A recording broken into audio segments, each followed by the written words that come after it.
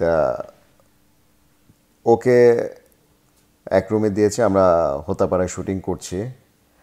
তো এরকম হঠাৎ শুনি যে ও ডান্স করতে গিয়ে পায়ে মচকে মানে বসে আছে। সাকিব ভাই, সাকিব কেন, আমি মান্না ভাইয়ের সাথে ছবি করেছি, আমি কখনো ভয় পাইনি কাউকে অভিনয়। মান্না ভাই বলতো হ্যাঁ আমি তো হ্যান্ড ফাইট করবো না বা হ্যান্ড ফাইট করতে জানি না, আমি গান ফাইট করবো। মান্না ভাই গান ফাইটের খুব পাগল, সে গান ফাইট খুব স্টাইল করে করতো। আর নায়ক হিসেবে রুবেল ভাই অসাধারণ, কারণ তার কিছুটা ছায়া আমার কাছে আছে, মানে আমি পেয়েছি এটা। আচ্ছা, তো আপনি যখন শুরু করেছেন এই যাবৎ যত ছবি করেছেন, আপনি কিন্তু আসলে খুব কমই সহশিল্পী হিসেবে আপনি অভিনয় করেছেন, মানে চলচ্চিত্রে রুবেল ভাইয়ের সাথে হয়তো দু একটা করেছেন, দরমাস্তান সহ কয়েকটা ছবি আছে। আর মেইন ক্যারেক্টারে যখন আপনি অভিনয় করেছেন, আপনার সাথে অনেক সহশিল্পী পেয়েছেন। তো এ যাবৎ কাদের কাদের নামগুলো মনে পড়ে এবং কেমন ছিল সেই ভালো লাগা মন্দ লাগা? আসলে আমি যখন আসি তখন দুটি ছবি ছিল রুবেল ভাইয়ের সাথে, সে আমার ওস্তাদ হিসেবে এবং সে প্রধান চরিত্র করেছে। সেকেন্ড রোলটা ছিল আমার। সেখান থেকে আমার উঠে আসা ম্যাডাম ফুলি দিয়ে, যখন ম্যাডাম ফুলি ব্যাপক সাড়া ফেলল যে হ্যাঁ মানে ভরসা করা যায় ওর উপরে, তখন আমার জার্নিটা শুরু হলো সলো হিরো হিসাবে। তা আমি কখনো চিন্তা করি নাই যে আমার সাথে কাকে নেবে, আমার চেয়ে বেটার অভিনয় করে কি না, বা আমি ওনাকে পছন্দ করি না আমি ওনাকে পছন্দ করি, এই জিনিসটা আমার ভিতরে কখনোই ছিল না। আমি যখন একক সিনেমা করি এবং বাজারে একের পর এক হিট হচ্ছে এবং বড় বড় ছবির সাথে, যেরকম মান্না ভাইয়ের ছবিগুলো হতো বিগ বাজেটের এবং বড় ছবি, সেই ছবির সাথে যখন আমার ছবিটা ভালো ব্যবসা করত, তখন বাজারে একটা আলাদা আলোচনা চলে আসে যে মান্না ভাইয়ের ছবিকেও বিট করে দিয়েছি। হয়তো এটা ছবির গল্পের কারণে হতে পারে, যে আমার কারণে তা না, হয়তো গল্পের কারণে, গল্পটা খুব ভালো ছিল সেজন্য ছবিটি ভালো চলেছে। তা এরকমভাবে আমি প্রতিটি ছবিতেই অভিনয় আগে গল্পটাকে পছন্দ করে করতাম। সহশিল্পী হিসাবে যেই হোক না কেন, আমি মান্না ভাইয়ের সাথে ছবি করেছি, আমি কখনো ভয় পাইনি কাউকে অভিনয়, যে আমার যোগ্যতা দিয়ে আমি অভিনয় করব। হ্যাঁ মান্না ভাই আছে, আমার কি আছে, আমার করণীয় কি আছে। যদি দেখতাম যে না একটি বা দুটি সিন আছে যেটি খুব করণীয়, এই দুইটা সিনই আমাকে মনে রাখবে পুরো ছবিতে, তখনই ওইটা আমি সাইন করতাম এবং করতাম। তবে তার পাশাপাশি আরেকটাও বলতাম, মাফ করুক, যে তারা আমাকে ভয় পেত। কোন কোন কারণে? যেহেতু আমি ফাইটটা ভালো জানি, আমার যদি ছবিতে পুরো ছবিতে যদি 8টা ফাইট থাকে, মান্না ভাইরা আছে যেরকম 6টা ফাইট, বাকি আমার 2টা 3টা ফাইট, ওই 3টা ফাইটই পুরো ছবির 5টা 6টা ফাইটকে ক্রস করে দিত, মানে একটু আলাদা আলাদা প্যাটার্নের হতো এবং আমি ফাইটটা আমার মতো করে করতাম। স্পেশাল কিছু থাকবেই, কারণ নাই তো আমি কেন, আমি যে কারণে যে ফাইটের থেকে আসছি এবং মার্শাল আর্ট থেকে আসছি, সেজন্য আমি দর্শককে নতুন প্রতিটি ছবিতে কিছু না কিছু নতুন ফাইটের টেকনিক, ধরন, দেখতে সুন্দর স্ট্যান্ডবাজি, এগুলো দেওয়ার চেষ্টা করতাম এবং দিতাম। এটাকেই সবাই একটু ভয় পাইতো। এবং বিশেষ করে মান্না ভাই বলতো হ্যাঁ আমি তো হ্যান্ড ফাইট করবো না বা হ্যান্ড ফাইট করতে জানি না, আমি গান ফাইট করবো। মান্না ভাই গান ফাইটের খুব পাগল, সে গান ফাইট খুব স্টাইল করে করতো। আমি আবার গান ফাইটটাকে একটু অ্যাভয়েড করতাম বেশি, হ্যান্ড ফাইট। তো এই জন্য এই জিনিসটাকে একটু করতো। তো যদিও রুবেল ভাই আপনার ওস্তাদ বললেন, তার সাথে আপনার অনেক ছবি করা হয়েছে, তার সাথে আপনার প্রতিযোগিতাটা কেমন হতো চলচ্চিত্রে অভিনয়ের ক্ষেত্রে? কারণ যেহেতু উনিও মার্শাল আর্টের একজন নায়ক এবং শিক্ষক, প্রশিক্ষক বলবো, আর তাছাড়া পাশাপাশি আপনিও তার মানে শিক্ষার্থী, মানে সার্গেত হলেও, শিষ্য হলেও আপনিও কিন্তু একজন প্রশিক্ষক। তো চলচ্চিত্রে আপনাদের গল্পটা কেমন, মারামারির ক্ষেত্রে হোক, সংলাপের ক্ষেত্রে হোক, কেমন ছিল? ভালো লাগে মন্দ লাগে শুনতে চাই। আসলে ওস্তাদ হিসাবে বেস্ট একজন প্রশিক্ষক, আর নায়ক হিসেবে রুবেল ভাই অসাধারণ, কারণ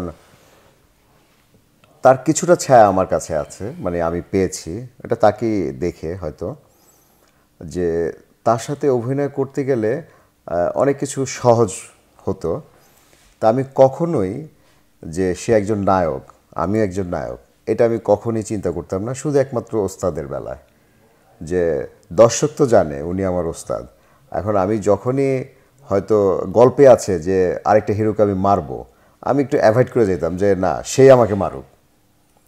তা অনেক ছবিতে আমি এটাকে অ্যাভয়েড করতাম যে না, আমার ফাইট দরকার নেই, আমার ওস্তাদের সাথে মারামারি দরকার নাই, বা আমার ওস্তাদের সাথে মানে এই টাইপের সিনগুলো যাতে একটু কম থাকে, ওইটা একটু চেষ্টা করতাম করার জন্য।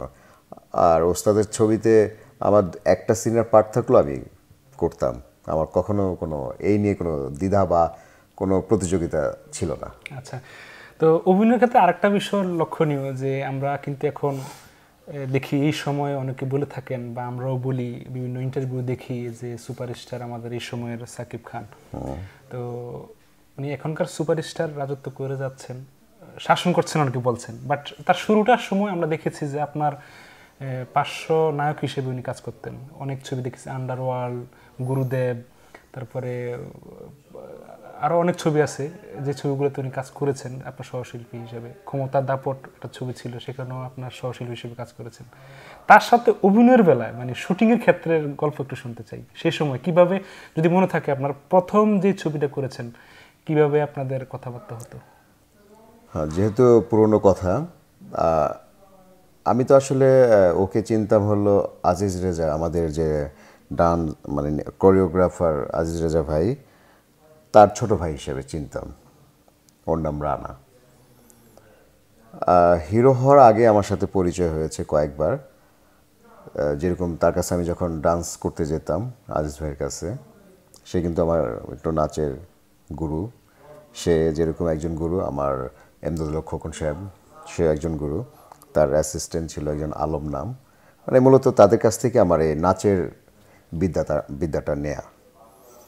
তখন আমি দেখতাম যে রানাকে, তখন ও তো বলতো আমাকে আলেক ভাই, আলেকজান্ডার ভাই, ঠিক আছে, যেহেতু আমি তখন হিরো।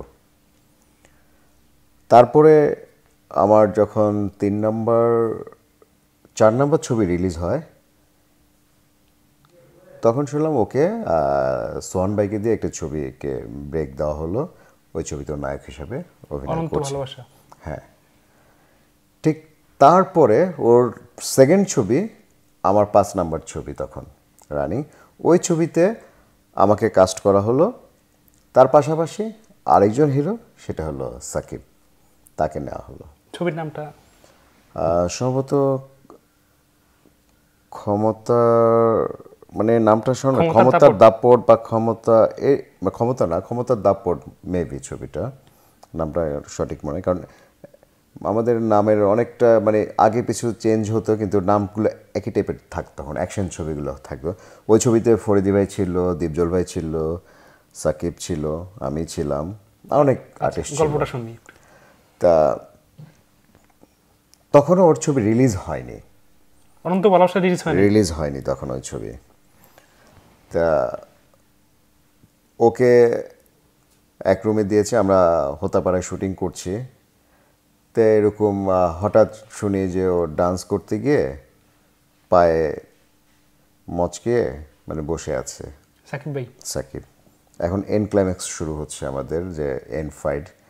তখন দীপজল ভাই খুব, মানে দীপজল ভাই স্টার যাকে বলা চলে, তার শিডিউল পাওয়া খুব টাফ হয়ে যায়, অ্যান্ড সে ফাইট করতেছে, আমাকে ফাইট করতে হচ্ছে। কিন্তু ওর জন্য তখন দেখা গেছে আমার যে ক্যারেক্টারে যেভাবে যাওয়ার কথা চেঞ্জ হয়ে যাচ্ছে।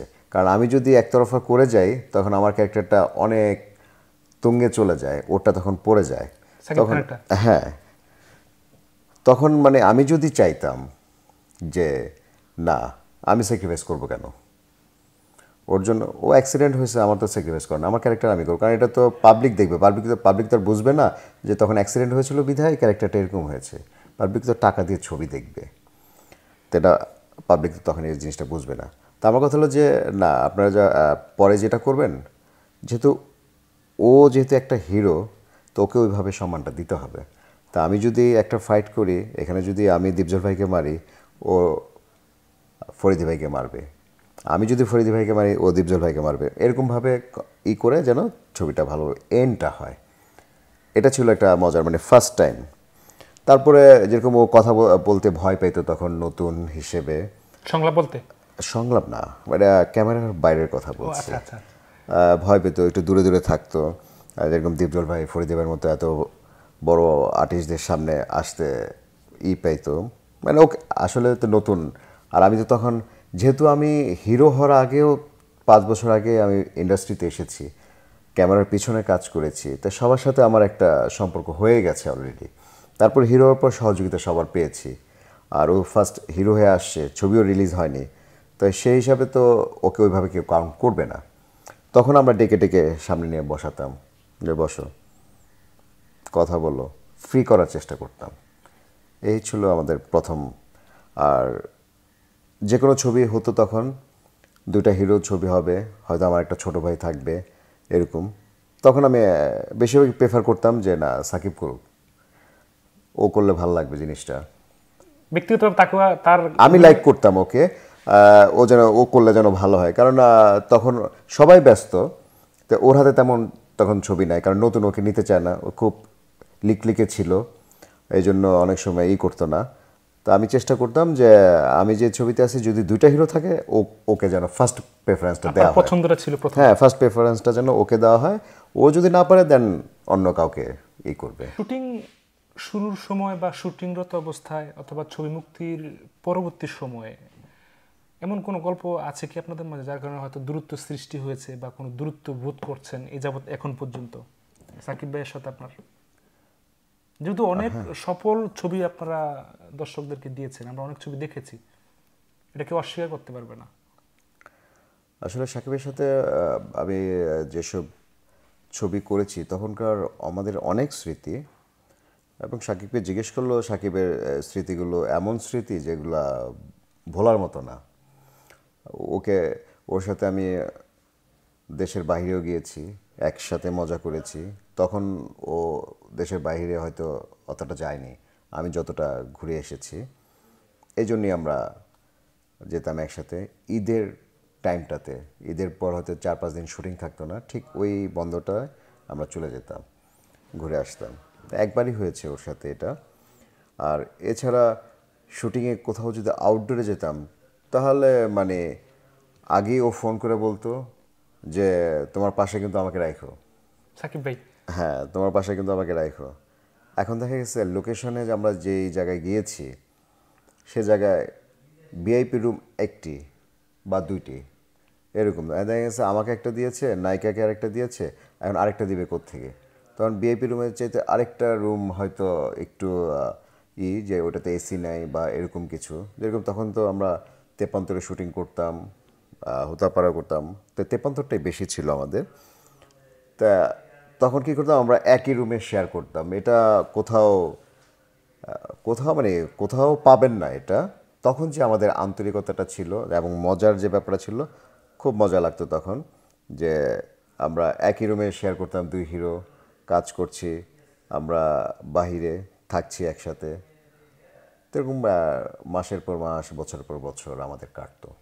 তো সম্প্রতি কয়েকটা ইন্টারভিউ দেখেছি আপনার, সাকিব সম্পর্কে জানতে চাওয়ার প্রশ্নের জবাবে আপনি দেখেছি কিছু কথা বলেছেন যেগুলো আসলে সমালোচনার সৃষ্টি করেছে।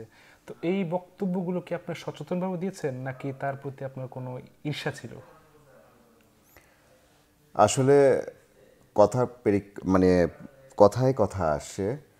আমাদের যারা সাংবাদিক ভাইরা আছেন, তারা হয়তো একটি প্রশ্ন করেছেন, আমি হয়তো উত্তরটা দিয়েছি অনেক বড়, কিন্তু অনেক সময় যখন তারা এই জিনিসটা পরিবেশন করেন বা দর্শকদের কাছে এটা তুলে ধরেন, তখন কাটছেট করে জিনিসটা এমন একটা জিনিস, এমন কথাটাকে মানে তাকে কোট করে দেয়, সেটাকে মনে হয় যে আমি হয়তো জিদবশত বা আমি ক্ষোভবশত এই কথাটি বলেছি।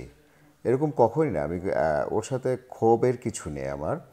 ও একটা হিরো, এবং এখন খুব ভালো আমাদের বাংলাদেশের স্টারও, যে কখনো ও কী করি না। তবে একটা জিনিস করতাম, যে আমি কখনো কাজকে ফাঁকি দিতাম না।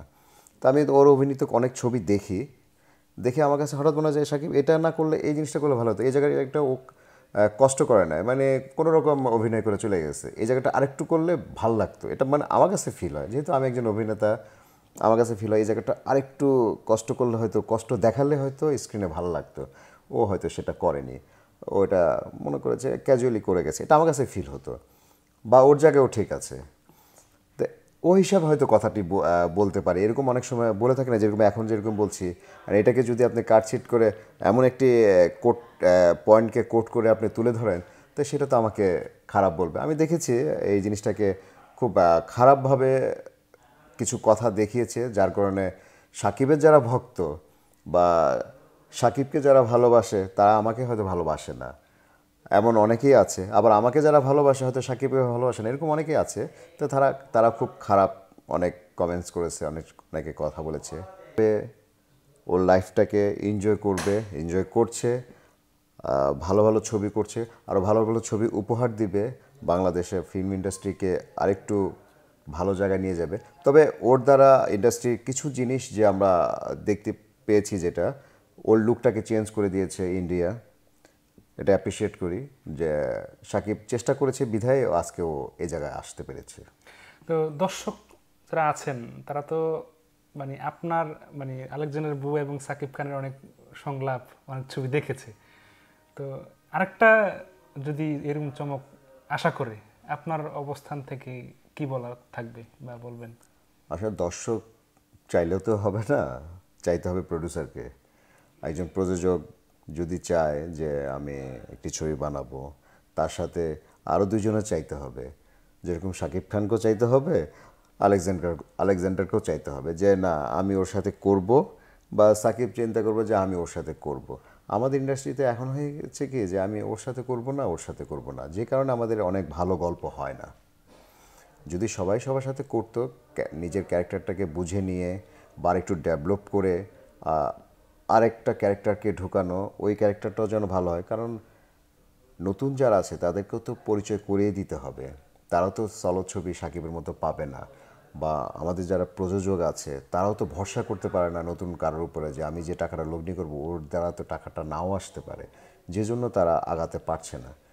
তাই সাকিবকেও তো একটি সময় ওর এই জায়গা থেকে সরে যেতে হবে, তখন কাউকে না কাউকে তো একটু রিপ্লেস করে দিতে হবে। তো সে সহযোগিতাটা সাকিবের করা উচিত, যেহেতু ও স্টার, ও এখন একটা পজিশনে আছে, ওরই এখন সহযোগিতা করা উচিত নতুনদের প্রতি। আচ্ছা, তো আরেকটা বিষয় হচ্ছে যে আপনি একটু আগে যে কথাটা বললেন যে আসলে এটা আমরা অনেকবার শুনেছি যে শিল্পী একটা মানে ভেতরগত একটা ঈর্ষা থাকে, তার সাথে অভিনয় করব, তার সাথে করব না, তাকে নিতে হবে, তাকে নেওয়া যাবে না।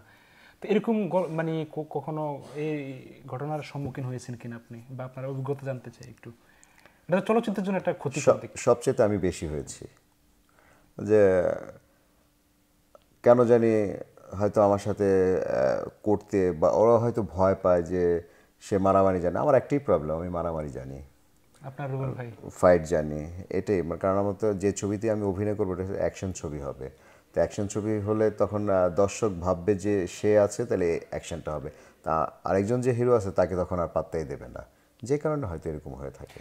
আচ্ছা, এটা একটা কারণ। আপনি যেহেতু মানে এখন আপনাকে চলচ্চিত্র কম দেখার এটা একটা কারণ হতে পারে। তবে আরও কিছু বিষয় আছে যে 90 দশক বা তার পরের সময়ে যে অশ্লীলতার যুগ বলা হতো, সেখানে আপনাকে অন্যতম একজন নায়ক বলা হতো অশ্লীলতার এক। আর আপনার কি এটা মনে হয় যে অশ্লীলতার কারণে আপনি সরে গেছেন, নাকি আপনাকে অশ্লীলতার দায় দেখিয়ে সরিয়ে দেওয়া হয়েছে? আপনার কি মনে হয়? না, এটা একদম আসলে ভুল ধারণা যে অশ্লীলতা বলে কোনো শব্দ আমাদের এখানে যে জিনিসটাকে এত ভাইরাল করেছে, যে অশ্লীলতা, অশ্লীলতা কি? আমরা কি কখনো নগ্ন নেচেছি? অ্যাকশন ছবিতে আপনার সবসময় ভরপুর এন্টারটেনমেন্ট থাকবে। অ্যাকশন ছবিতে, রোমান্টিক ছবিতে কখনই আপনার একটা বার ডান্স থাকবে না, কখনোই আইটেম সং থাকবে না। রোমান্টিক ছবিতে অবশ্যই এটা অ্যাকশন ছবিতে থাকবে। আর অ্যাকশন ছবিতে আপনার রেপ থাকবে, আপনার বোনকে মেরে ফেলছে বা রিভেঞ্জ থাকবে, এই জিনিসগুলো থাকবে, ভায়োলেন্সগুলো বেশি থাকে অ্যাকশন ছবিতে। তো সেক্ষেত্রে আমাদের ছবিগুলোতে যখন এই জিনিসগুলো বেশি আসে, তখন কিছু প্রযোজক যারা এই জিনিসটাকে পুঁজি করে আমাদের ইন্ডাস্ট্রিকে মানে একটা এই কালো অধ্যায় বানিয়ে ফেলেছে, তারা নেই এখন ইন্ডাস্ট্রিতে। কারণ তারা কখনো শৈল্পিক মানে যে শিল্পী মনাটাই তাদের ভিতরে ছিল না। যাদের ভিতরে এটা ছিল তারা কখনোই ওইদিকে যায়নি। তারা অল্প তেলে মচমচা ভাজা যেরকম খেতে চায়, যে আমি একটা ছবি করব, থার্ড পেয়ার বা আমি যাকে আমি চিনি না আমার ছবিতে এমন একটি পেয়ার আছে, এমন একটি ক্যারেক্টার অভিনয় করতেছে যেটা আমি জানি না, ওকে দিয়ে হয়তো একটা কমার্শিয়াল গান বানিয়েছে, সেই গানটা আমার ওই ছবিতে চলতেছে। তা আমাকে যখন জিজ্ঞেস করে, আমি তো না এই ধরনের কোনো ক্যারেক্টারই তো নাই, আমি তো পাইনি, আমার সাথেই তো পাইনি, আমার গল্পে পাইনি, এটা আসলে কোত্থেকে? তার মানে এটা এক্সট্রা ঢুকিয়ে দেওয়া হয়। তো সেই অপরাধটা যখন ফুল চলচ্চিত্রে আমার ছবিটার মধ্যে আমি প্রধান নায়ক, তখন আমাকে আঙুল তুলে ইন্ডিকেট করা হয় যে ওনার ছবিতে এই দৃশ্য। আচ্ছা। তো সেই জিনিসটা যখন একবার দুবার অনেকবার হচ্ছে, তখনই কিন্তু আমাদের এই চলচ্চিত্রে একটা পরিবর্তন আসছিল। এই ডিজিটাল হচ্ছে, ডিজিটালাইজ হচ্ছে, মানে এরকম। তারপরে বাবা মার ক্যারেক্টারগুলো আমাদের তখন নাই বললেই চলে, যে আমরা একটা গল্প তৈরি করব, বাবা থাকবে মা থাকবে, ফ্যামিলি সেন্টিমেন্ট গল্প, বাবা কে করবে? নাই। কারণ আলমগীর সাহেব করছে না, রাজ্জাক সাহেব করছে না, কারণ তাদেরকে আনতে হলে যে টাকা দিয়ে আনতে হবে, ওই টাকা দিয়ে এনে আমরা সেই প্রফিটটা পাবো, কারণ তাকে তো আর বিক্রি করতে পারছি না, সে লিজেন্ড। কিন্তু যারা মানে বুকিং এজেন্ট চিন্তা করছে তাকে দিয়ে আমার তো আমি যদি টিকিট বিক্রি করব, তাকে দেখে যে দর্শক আসবে, ওরকম তো আসবে না। কিন্তু আমাদের ক্যারেক্টারটা পারফেক্ট হচ্ছে, আমরা তো চেষ্টা করতেছি ক্যারেক্টারটা পারফেক্ট করতে। আর তাকে নিলে যদি আবার শাবানা ম্যাডাম করতো, তাহলে আমাদের সেলিংটা হতো। কিন্তু শুধু সিঙ্গেল আলমগীর ভাই করবে, ওই সেলিংটা আসবে না, বা সিঙ্গেল রাজ্জাক ভাই করবে, ওই সেলিংটা আসবে না, যদি না শাবানা ম্যাডাম না করে, বমিতা ম্যাডাম না করে। তার এই জুটি নিয়ে বাবা মা করলে দেন গল্পের চেঞ্জটা আসবে, তখন গল্পটা ওইভাবেই বাবা মা বেস করে গল্পটা তৈরি হয়। তো এইসব ক্যারেক্টারটা যখন মরে গেছে চলচ্চিত্রে, তখন আমাদের রাইটাররা ভাবে ফাইটের দিকে যাই, ওই একটু কি বলে ভায়োলেন্সের দিকে যাই, আইটেম গানের দিকে যাই, গল্পের ধরনটাই চেঞ্জ হয়ে যায়। সেই কারণে কিছু কিছু প্রযোজকরা এই সুযোগটা নিয়েছে। আর ওই তকমাটাই পড়েছে আমাদের উপরে, যে আমার ছবিগুলোতে অ্যাকশন ছবি, যেহেতু আমি বেশি ছবি করতাম, সে কারণে আমার নামটা আসতো। সে সময় গল্পটা বলতে গেলে অনেকে হয়তো মন খারাপ করতে পারবে বা মন খারাপ করবে, বা আমাকে আবার এরকমই অনেকে প্রশ্নের সম্মুখীন হতে হবে, আমি হয়তো এই কথাটা বেশি বলে ফেলেছি বা আমার এটা প্রয়োজন ছিল না বলা, এরকম হতে পারে। কিন্তু আমার যেটা ফিল হয়, যখন সিনিয়ররা কাজ করছে না, মান্না ভাই, রুবেল ভাই, কাঞ্চন ভাই খুব কম করছে, তো মান্না ভাই রুবেল ভাই করছে, এর পাশাপাশি আমরা করছি। তারপরে দেখা গেছে আমার হাতে অনেক ছবি। তার কারণ ছিল একটি জিনিস, যে আমি শিডিউল ফাঁকি দিতাম না, শিডিউল অপচয় করতাম না, টাইমলি আমি কাজ করতাম। তো যে একটা হিরোর 15 থেকে 20 দিন শিডিউল লাগে একটা ছবিতে, আমার ছবিতে লাগতো 12 দিন। মানে আমি টাইম টু টাইম কাজ করতে পারতাম, সেই ক্ষেত্রে আমার কাছে ছবি বেশি আসতো।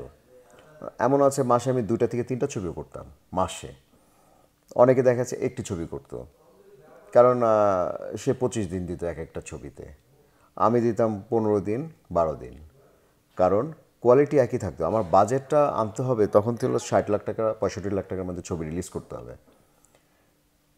ওই বাজেটে আমি কাজ করতাম, যে আমার 15 দিন থেকে 12 দিন এর উপরে আমি দেব না, আপনার যত সিনি হোক যতই হোক বাজেট এর মধ্যে করবেন।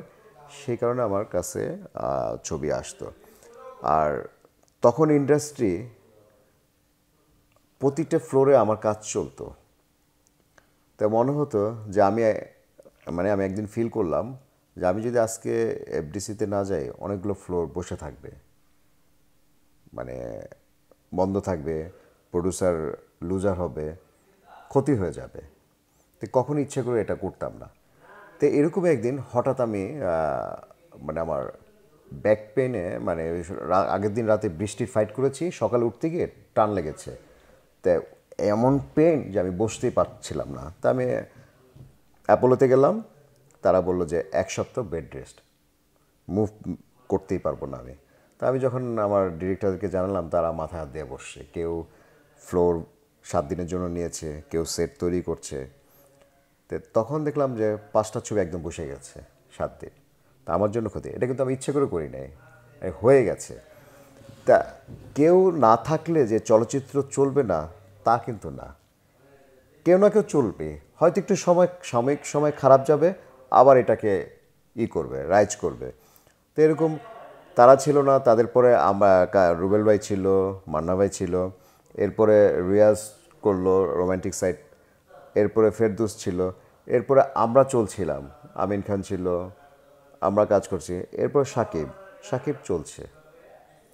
কিন্তু হয়েছে কি, এখন আস্তে আস্তে সিনেমা হলের সংখ্যা কমে গেছে, এই জন্য উৎসাহ অনেকের কম সিনেমার দিকে। না, ওই যে বলছিলাম যে শিল্পীদের দায়বদ্ধতা, মানে উদাসীনতা, যে তারা যে মানে নিজের একটু উদাসীন হলো না। আপনি যে কথা বললেন যে মানে অনেক শিল্পীদের আমরা আনতে পারি নাই টাকা, বাজেটের বিষয়ে কারণে, এটা সেই দায়বদ্ধতার কথাটা শুনতে চেয়েছিলাম। এটা হলো যারা আগে চলচ্চিত্র থেকে অনেক ইনকাম করে ফেলেছে, আমরা যারা শিল্পী হয়ে এসেছি, আমাদের সাথে তাদের তেমন একটা যোগাযোগ বা আমাদেরকে নিয়ে যে পরিচালকরা কাজ করেছে, তারা কখনোই চেষ্টা করতো না একটা সিনিয়র শিল্পীকে এনে একটা ছবিতে ইনভলভ করা। আর যারাই আনার জন্য চেষ্টা করতো, তখন এমন একটা অ্যামাউন্ট চাওয়া হতো যেটা আমাদের বাজেটের বাইরে চলে যেত। সেই ক্ষেত্রেও মানে সাহস করতো না। যদি তারা একটু কনসিডার করতো যে না আমরা করি, যেরকম বললেন যে দায়বদ্ধতা, আসলে ফিল্মে আমার ইচ্ছা, আমি করব কি করব না, এটা সবার ব্যক্তিগত ব্যাপার। ইন্ডাস্ট্রি বাঁচাতে গেলে সবারই সহযোগিতা, যেরকম এখন সমষ্টিগত সবাই একই হয়ে একই ইউনিটি চলছে যে চলচ্চিত্রকে বাঁচাতে হবে, এই জিনিসটা যদি তখন থাকতো তাহলে আজকে চলচ্চিত্রের এই অবস্থাটা হতো না। আচ্ছা, তো যাই হোক, অনেক কিছু চলে আসছে। তারপর আরেকটা বিষয় এখন এই সময়ের কথা বলবো, যে বললাম যে অশ্লীলতার কারণে আপনি চলে গেছেন নাকি আপনাকে সরিয়ে দেওয়া হয়েছে। তো সেই হিসেবে আপনি যখন চলে গেলেন, মানে কাজ কমতে লাগলো অথবা কমিয়ে দিলেন, তো এটা কেন করলেন?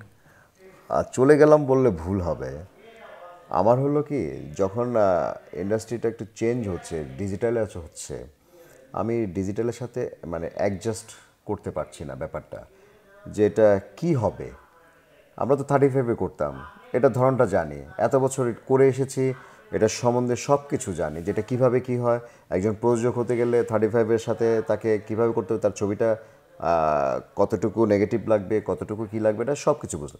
কিন্তু এখন ডিজিটালে কি করতে হবে, এই এখনকার ছবিতে কী ধরনের প্রডিউসার লগ্নি করবে, এই জিনিসটার সাথে অ্যাডজাস্ট করতে পারছি না। এবং অভিনয় করতে গেলে এটা কীভাবে হবে, এটা কীভাবে রেকর্ড হবে, বা কিভাবে, মানে এই জিনিসগুলি আমি হয়তো তখন অ্যাডজাস্ট করতে পারছিলাম না, এক।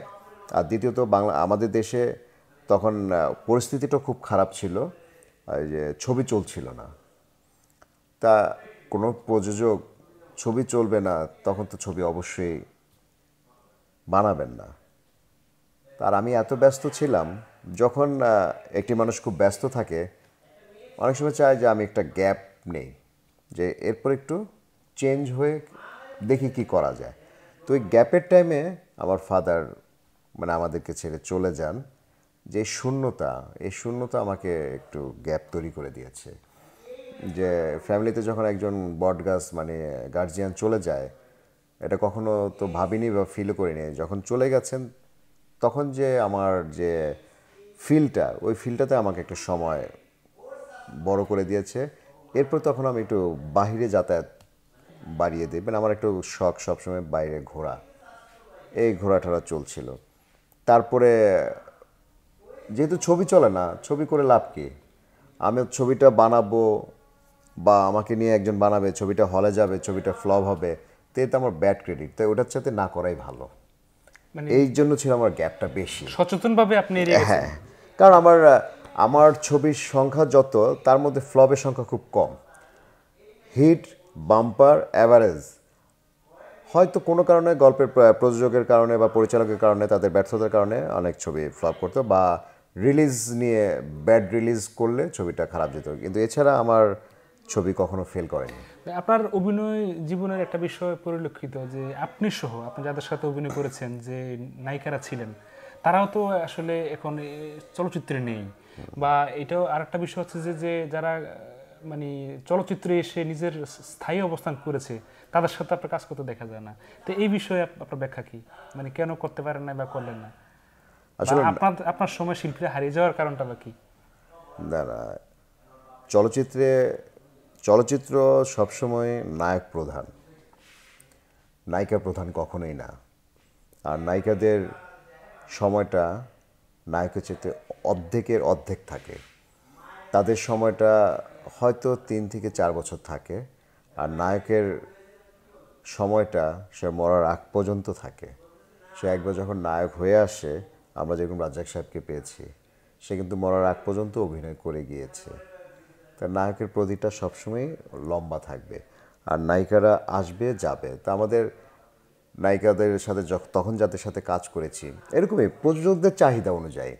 আমি তো একটা ছবিতে অভিনয় করি, যখন প্রযোজক আমাকে নেন, পরিচালক নেন, তখন প্রযোজক পরিচালকের চাহিদা অনুযায়ী আমাকে কাজ করতে হয়। তো এর মধ্যে পলি বলেন, ময়ূরী বলেন, তো এদের চাহিদা ছিল হলো ডিস্ট্রিবিউশনে তাদের চাহিদা বেশি। তখন শাবনূরের কোনো চাহিদা নাই, পূর্ণিমার কোনো চাহিদা নাই।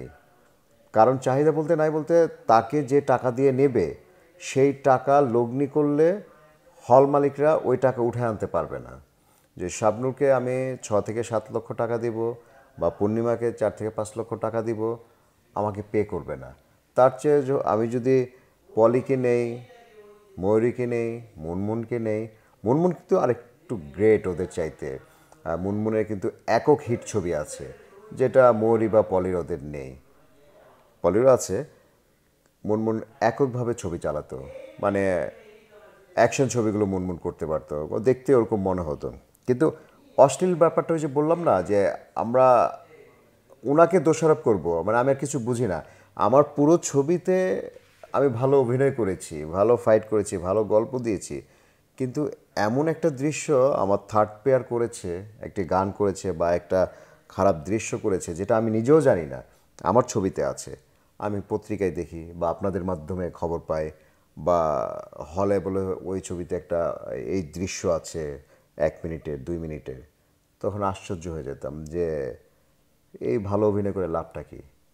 ওইটার একটা মনোক্ষুণ্ণ ছিল, আমার ওই গ্যাপের কারণ ছিল যে আচ্ছা ঠিক আছে, আমি কার বিরুদ্ধে আমি করব, অ্যাকশন নিব। অ্যাকশন নেব। একজন পরিচালকের বিরুদ্ধে, সে ছবিটা বানিয়েছে, অ্যান্ড তার বিরুদ্ধে নিতে গেলে পরিচালক সমিতি আছে, সে আমাকে রিকোয়েস্ট করবে, বা আমি তো আরেকজন পরিচালকের ছবি করছি, সে আমাকে রিকোয়েস্ট করবে। তো আমাদের চলচ্চিত্র এসে আমি আপনাকে রিকোয়েস্ট করবো, আমরা তো দিন শেষে রাতের পর দিনে তো আমরা সবাই আবার একসাথে আসবো, তো তার বিরুদ্ধে কি বলবো? আর যতই বলি না কেন, দেখি যে ইউনিটি এক থাকলে তখন কোনো কাজ হয় না।